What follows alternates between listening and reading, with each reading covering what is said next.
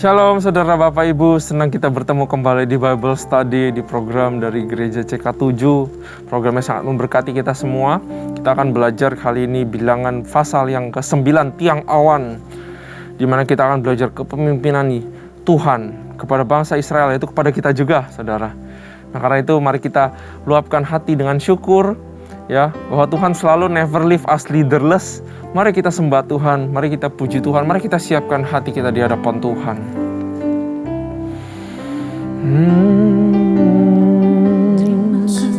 Kau mulia Tuhan. Oh, ya Radabashi, Muradabayarala ya Radabashi. Berkati urapi kami semua Tuhan. Hadirlah Bapa, everywhere we are, oh Lord.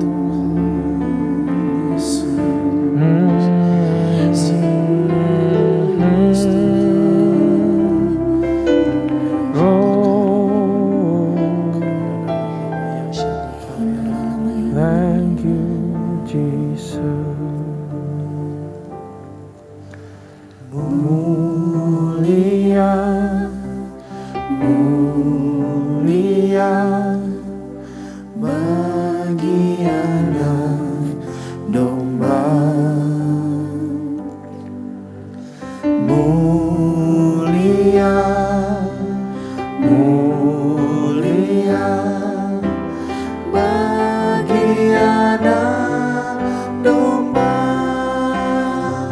sebab Engkau mulia dan layak dipuji, yang duduk di tahta dan yang akan memerintah selamanya atas semua yang di bumi.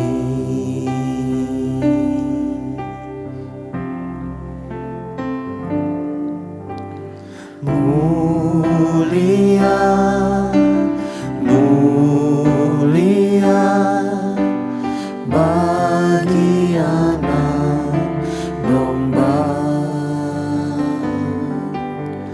Mulia, mulia bagi anak domba, sebab Engkau mulia dan layak dipuji, yang duduk di tahta dan yang akan memerintah selamanya atas semua yang di bumi. Sebab Engkau mulia dan layak dipuji, yang duduk di tahta dan yang akan memerintah selamanya atas semua yang di bumi. Sebab Engkau mulia dan layak dipuji, yang duduk di tahta dan yang akan memerintah selamanya atas semua yang di bumi,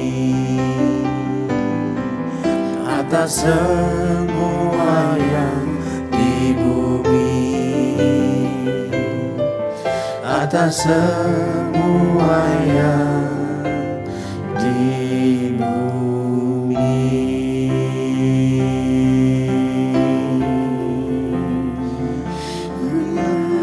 Oh, mulia mulia bagi anak domba.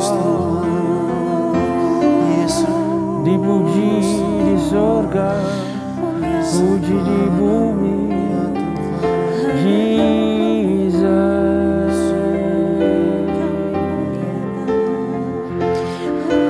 Kau besar, kau mulia, Kau Allah kami, Tuhan.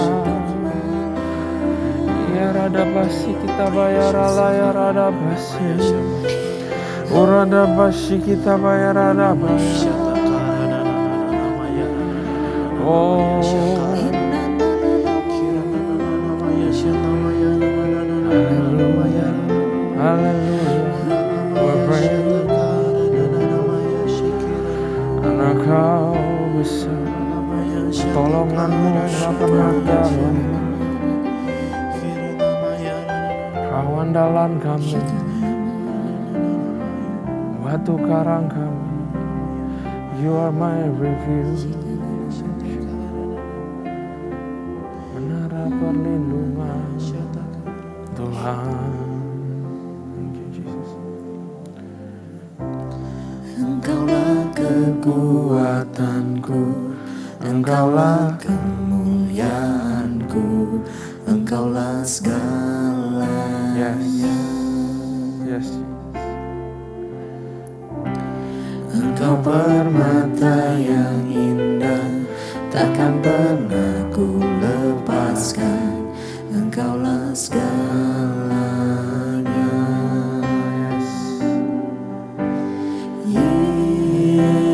Yesus, domba Allah, mulia namamu.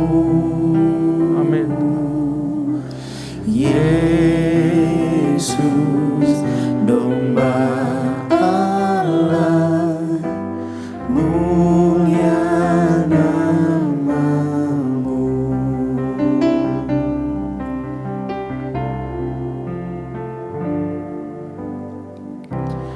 Kau hapus segala dosaku, segala celah dan maluku. Engkaulah segalanya.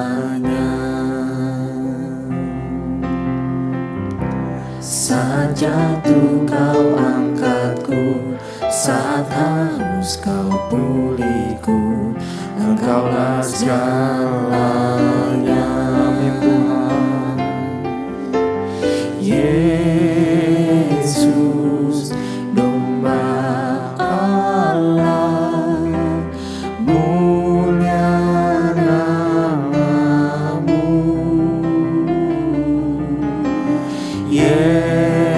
Yesus, domba Allah, mulia namamu.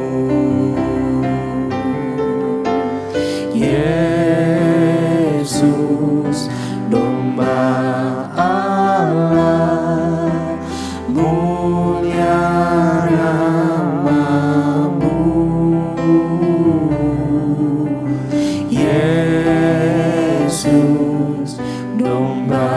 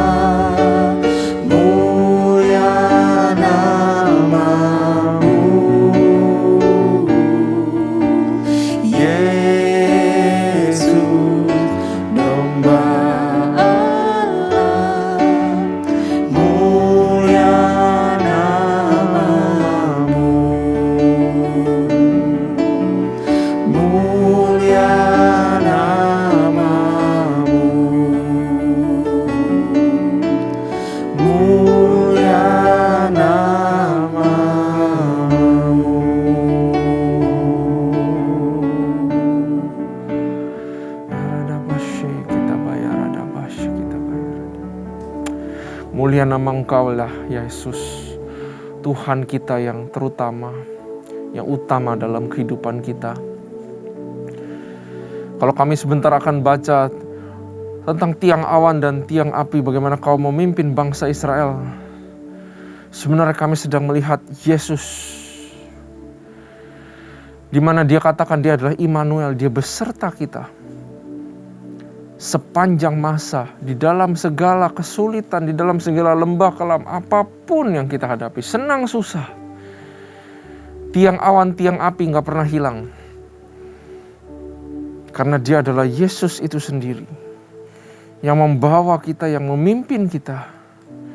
Dia adalah Immanuel, yang berkata bahwa lambang pemerintahan, leadership, ada di bahunya. Begitu juga Tuhan memperlihatkan leadership di bangsa Israel. Karena itu Tuhan, kami excited untuk mendapatkan sesuatu dari firman-Mu. Berikan kami pengertian. Urapi kami semua, urapi hamba-Mu Tuhan, yang akan membagikan, supaya boleh kebenaran yang muncul. Dan kami belajar sesuatu, bawa pulang sesuatu yang indah buat kehidupan kami. Kami siap Tuhan. Hanya di dalam nama Yesus. Haleluya. Amin. Sekali lagi shalom saudara. Mari kita buka Alkitab. Saudara jangan cuma dengerin saya, tapi saudara harus juga buka Alkitab.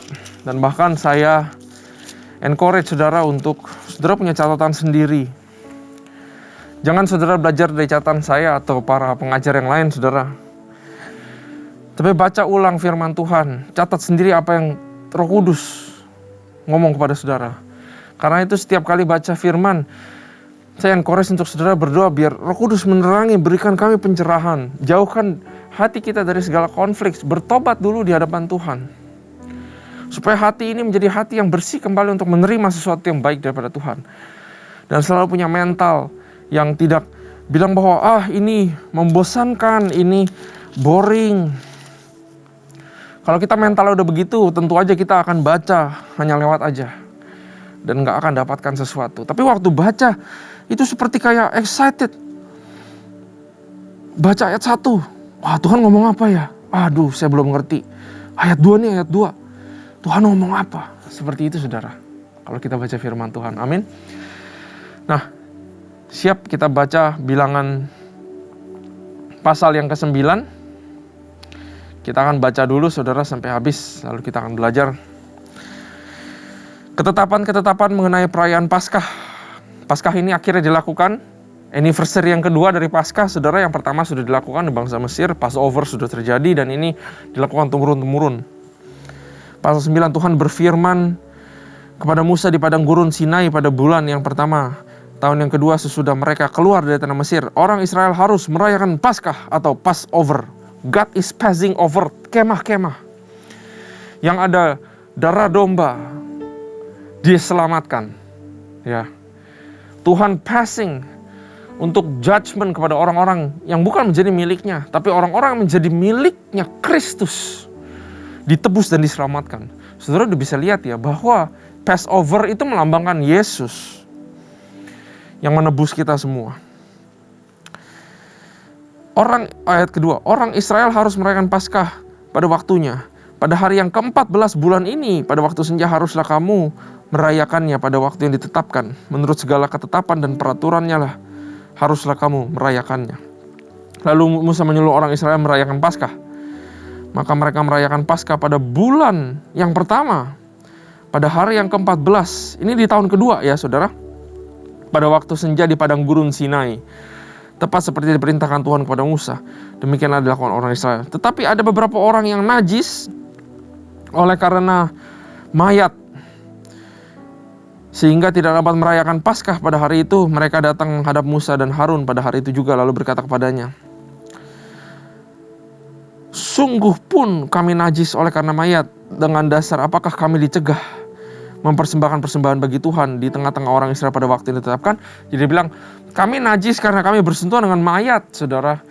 Tidak dijelaskan ini mayat apa. Nah, tapi orang-orang ini pengen melakukan atau merayakan Paskah. Luar biasa sekali hati orang-orang ini.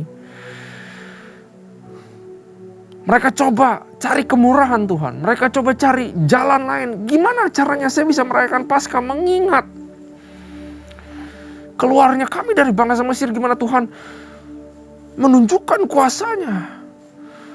Gimana Tuhan menyelamatkan kami. Kita mau merayakan itu juga katanya.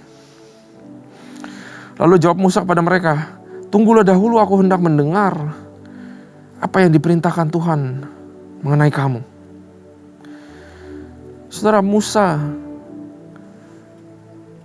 saya boleh kasih jempol kepada kepemimpinan Musa. Karena kepemimpinan Musa bukan kepemimpinan yang mengeluarkan decision atau memvonis sesuatu berdasarkan pengetahuannya dia. Dia pemimpin, saudara. Kalau buat saya, dia sah-sah aja kalau mau bilang, kamu boleh ikut Paskah atau enggak. Peraturan udah jelas. Kalau najis, enggak bisa. Nanti kamu mati. Kamu tunggu tahun kedua, ketiga. Sah-sah aja saya rasa kalau Musa ngomong seperti itu. Tapi Musa orang yang rendah hati. Artinya apa? Di dalam deep inside dia tahu, dia nggak tahu segalanya. Lebih baik saya tanya Tuhan. Ini pesan buat kita semua, saudara. Di setiap pengambilan keputusan-keputusan kita, di setiap apa yang kita decide for our life, apalagi kalau kita adalah pemimpin. Saya tahu kita semua sudah berjalan begitu lama sama Tuhan. Mungkin ada saudara yang udah berpuluh-puluh ikut Tuhan. Udah belajar ini, belajar itu, saudara. Tapi apa salahnya kita rendahkan hati di hadapan Tuhan. Kita rendahkan diri dan untuk bertanya kepada Tuhan. Gak usah tergesa-gesa. Ya, Musa luar biasa. Dia gak jadi orang yang sok tahu. Tapi dia mengandalkan Tuhan. Di setiap perkara-perkara yang terjadi, dia tanya Tuhan. Dan that is exactly kenapa Tuhan pilih Musa. Karena Tuhan tahu betul Musa gak bisa apa-apa. Untuk memutuskan aja ragu-ragu. Karena itu Musa pasti cari Tuhan. Artinya Tuhan pilih Musa. Karena Tuhan suka hamba yang sering datang kepada Tuhan. Dan bertanya sesuatu sama Tuhan. Berdoa kepada Tuhan. Ngobrol sama Tuhan. Tuhan berkenan atas orang-orang yang demikian, saudara. Baiklah kita juga jadi orang yang seperti itu. Yang suka berdoa kepada Tuhan. Suka bertanya. Suka ngobrol sama Tuhan. Karena Tuhan berkenan atas hamba yang seperti itu. Mari kita lanjutkan baca. Ayat 9. Lalu berfirmanlah Tuhan kepada Musa. Yang Musa tanya kepada Tuhan. Katakanlah kepada orang Israel, apabila ia salah seorang di antara kamu atau keturunanmu najis oleh karena mayat, atau berada dalam perjalanan jauh, maka ia harus juga merayakan Paskah bagi Tuhan. Ternyata Tuhan mau semuanya merayakan Paskah, mengingat kejadian itu.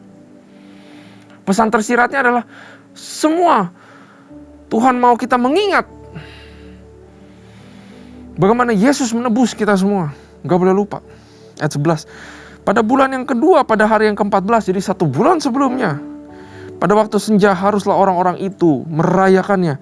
Beserta roti yang tidak beragi dan sayur pahit haruslah mereka memakannya.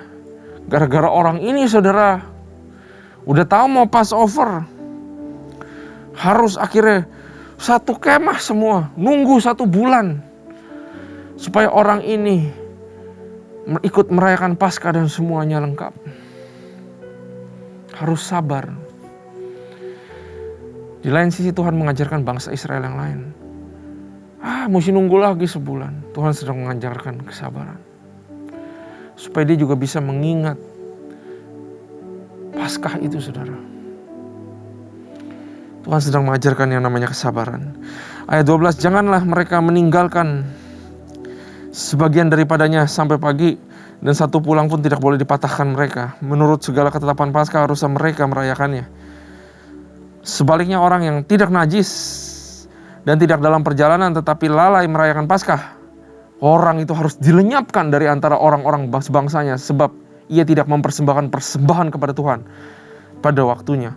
Orang itu akan menanggung akibat dosanya. Justru yang tidak merayakan Paskah dihukum sama Tuhan. Sama aja kayak mengecilkan Tuhan.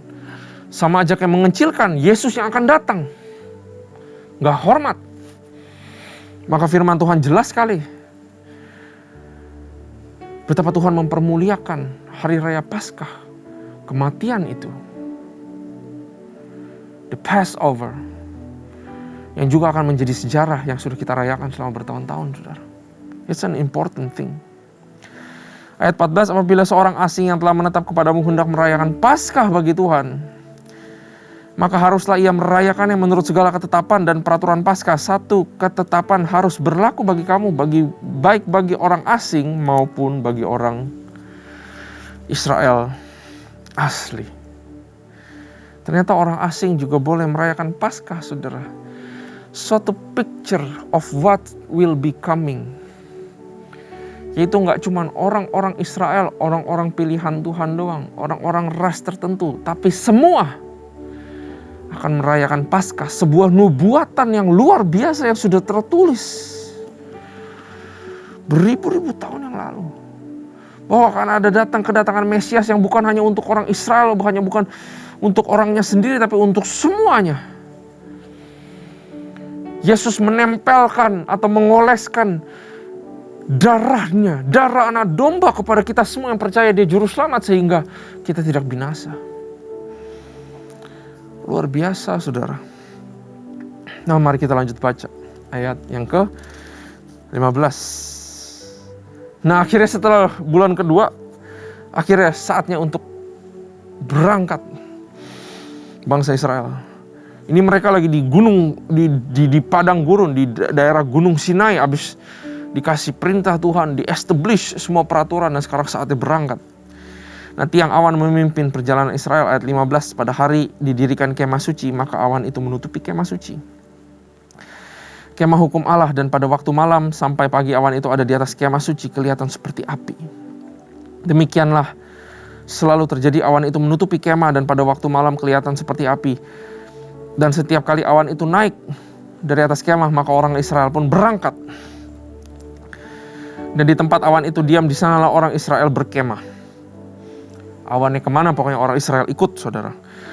Atas titah Tuhan orang Israel berangkat, dan atas titah Tuhan juga mereka berkemah. Selama awan itu diam di atas kemah suci, mereka tetap berkemah. Apabila awan itu lama tinggal di atas kemah suci, maka orang Israel memelihara kewajibannya kepada Tuhan, dan tidaklah mereka berangkat. Ayat 20, ada kalanya awan itu hanya tinggal beberapa hari di atas kemah suci, maka atas titah Tuhan mereka berkemah, dan atas titah Tuhan juga mereka berangkat. Ada kalanya awan itu tinggal sampai petang, dari petang sampai pagi. Ketika awan itu naik pada waktu pagi, mereka pun berangkat. Baik pada waktu siang, baik pada waktu malam. Apabila awan itu naik, mereka pun berangkat. Jadi ini awan gak ketebak, saudara, mau apa. Karena itu umat Israel harus ikut selalu. Nanti kita akan belajar sesuatu di sini. Ayat 22, berapa lama pun juga kawan itu diam di atas kemah suci, baik 2 hari, baik sebulan, atau lebih lama, maka orang Israel tetap berkemah dan tidak berangkat. Tetapi apabila awan itu naik, barulah mereka berangkat. Atas titah Tuhan mereka berkemah, dan atas titah Tuhan juga mereka berangkat.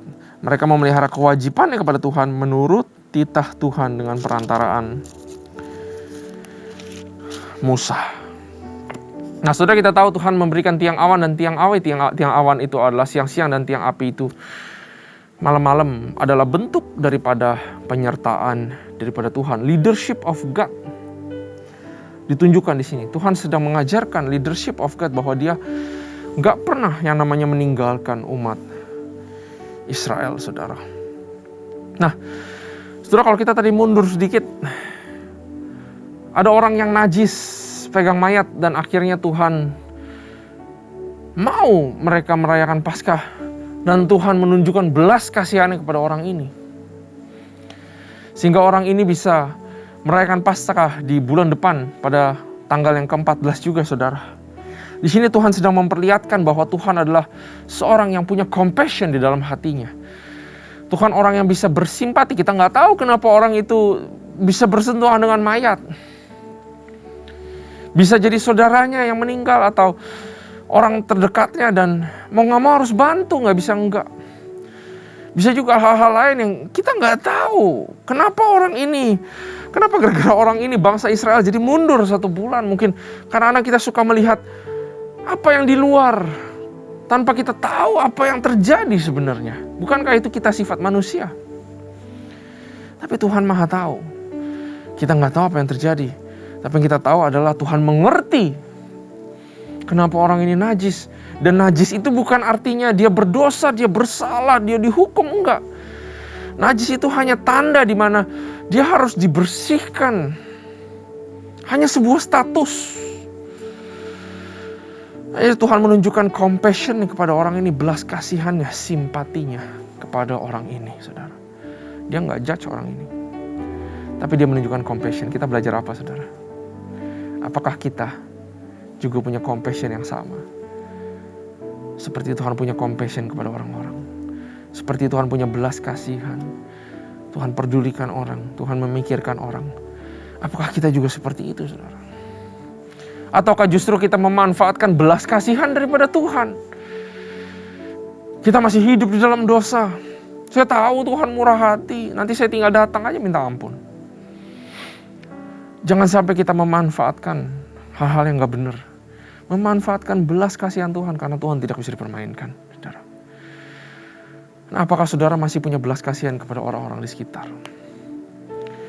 Saudara, kita bisa mempunyai namanya compassion fatigue atau kita lelah. Kita nggak punya lagi compassion itu kepada orang-orang. Kita lagi nggak peduli apapun. Kalau kita hidup di dunia ini kita nggak balance, saudara. Saudara terlalu banyak kerja, saudara terlalu banyak melayani, saudara terlalu banyak memberi keluar daripada diri saudara, baik itu pikiran, energi, maka hati-hati kita akan menjadi lelah. Kita akan yang namanya burnout. Dan saat burnout, kita akan jadi orang yang gak peduli apa-apa, bener gak? Gue gak peduli lah. Aku gak peduli lah, udah terserah lah. Ada orang butuh pertolongan, gak peduli, karena kita burnout. Nah, koin dibaliknya. 2 sisi tapi koin yang sama. Juga kalau kita orang yang selalu duduk diam dan makan, kita maunya belajar, kita maunya duduk, kita maunya cuma dengar, kita maunya gak pengen aktif untuk memberikan keluar, maka juga sama aja gak balance. Maka kita juga akan menjadi orang egois dan menjadi orang yang gak punya simpati dan gak bisa menunjukkan sesuatu belas kasihan kepada orang-orang, saudara. Ya, mari kita menjadi orang yang compassionate kepada orang-orang sekitar kita. Amin, saudara. Nah, God never leave us leaderless. Tiang awan dan tiang api gak cuman sesuatu fenomena yang sungguh terjadi. Ya, secara tersurat dia sungguh benar-benar ada, tiang awan dan tiang api itu, untuk sebuah maksud tersirat. Itu Tuhan mau tunjukkan bahwa walaupun kamu bangsa yang tegar tengkuk, bangsa yang bebal, yang komplain, tapi saya mau beritahu bahwa kepemimpinanku bukan karena kamu, tapi karena kamu adalah bangsaku, tapi karena kamu adalah orang-orang pilihanku. Karena itu aku bertanggung jawab untuk memimpin kamu. Itu Tuhan kita luar biasa. Karena itu saudara, kenapa kita gak mau ikut Tuhan dengan 100%? Kita udah dapat Tuhan yang luar biasa sekali, saudara. God never leave us leaderless. Immanuel berkata, lambang pemerintahan ada di bahunya Yesus. Tiang awan, tiang api. It's a picture of Jesus never leaving us. Karena lambang pemerintahan ada di bahunya Tuhan. Adalah bebannya Tuhan. Adalah tanggung jawabnya Tuhan. Dan bukankah di dalam kehidupan kita, saudara gak pernah ditinggalkan sendiri? Minimal ada papa mama. Minimal ada kakak. Saudara punya pemimpin di perusahaan, di gereja, dimanapun. Saudara punya pemimpin, presiden negara. Itulah kenapa Yesus bilang, kepemimpinan selalu akan menyertai kehidupanmu. Kamu gak bakal dibiarkan sendiri dan gak tahu mau apa dan mau ngapain. Begitu hebat Tuhan kita. Karena itu kita harus menghargai kepemimpinan yang ada. Kalau kepemimpinan yang baik, saudara, baiklah saudara belajar sebanyak-banyaknya. Jangan seperti bangsa Israel. Mereka cuma peduli dirinya sendiri. Tapi mereka gak belajar dari Tuhan yang hadir dalam tiang awan dan api dan bisa berbicara lewat Musa. Sebenarnya itu adalah golden time. Kamu mau belajar apapun dari Tuhan lewat mulutnya Musa. Makanya kita tahu nanti Yosua gak mau keluar dari kemah. Karena Yosua mau belajar dari Tuhan, dari kepemimpinannya Tuhan, saudara. Kepemimpinan yang buruk juga daripada Tuhan. Gak ada satupun di dunia orang yang kita gak bisa belajar daripadanya. Baik itu baik, baik itu buruk, kita selalu bisa belajar. Daripada kepemimpinan yang baik dan juga daripada kepemimpinan yang buruk. Tapi jangan sampai kita mengikuti manusia, mengidolakan manusia. Haruslah kita ikut Tuhan dan mengidolakan Tuhan. Karena saudara gak akan pernah kecewa kalau saudara ikut kepemimpinan Tuhan. Tapi saudara bisa kecewa kalau saudara ikut kepemimpinan manusia, saudara. Satu yang terakhir, saudara. Panjang lebar dari ayat 15 sampai 23. Ketulis entar awannya sebentar di sini, sebentar naik, sebentar turun. Gak pernah tahu kapan, gak pernah tahu akan kemana. Ya, kalau saya, saudara, jadi bangsa Israel, saya akan bingung. Tuhan sebenarnya mau kemana sih? Kapan sih? Ya, tapi umat Israel gak ada hak untuk tahu itu. Dia cuma nungguin kalau tiba-tiba awannya bergerak, mereka harus packing dan cepet-cepet jalan. Semuanya mendadak, nggak dikasih tahu dulu. Besok ya, jam berapa kita akan pergi ke sini dan ke situ. Tuhan sedang mengajarkan bangsa Israel dan kita semua untuk percaya sama Tuhan. Kita maunya mintanya kejelasan, tapi Tuhan mau kita belajarnya kepercayaan. Benar gak kita kalau berdoa kita minta kejelasan dari Tuhan? Tuhan kasih tahu dong A atau B. Tuhan kasih tahu dong gimana caranya ke sana. Kita akan kemana dulu habis ini? Tuhan kasih tahu dong. Kita menuntut clarity. Dan Tuhan menuntut kita trust kepada Dia. Makanya saudara, dalam kehidupan ini lewat tiang awan, tiang api kita belajar sesuatu. Gak perlu tanya Tuhan kejelasan A atau B atau C atau D atau E. Kita cuma perlu percaya sama Tuhan. Kalau Tuhan suruh diam, kita diam. Kalau Tuhan suruh jalan, kita jalan. Sebenarnya itu adalah perjalanan yang paling aman yang kita semua bisa lakukan. Trust 100% kepada Dia. Bukan teriak-teriak minta kejelasan. Tapi belajar percaya kepada Tuhan. Apapun yang kita alami. Gak perlu tahu kapan akhirnya badai ini.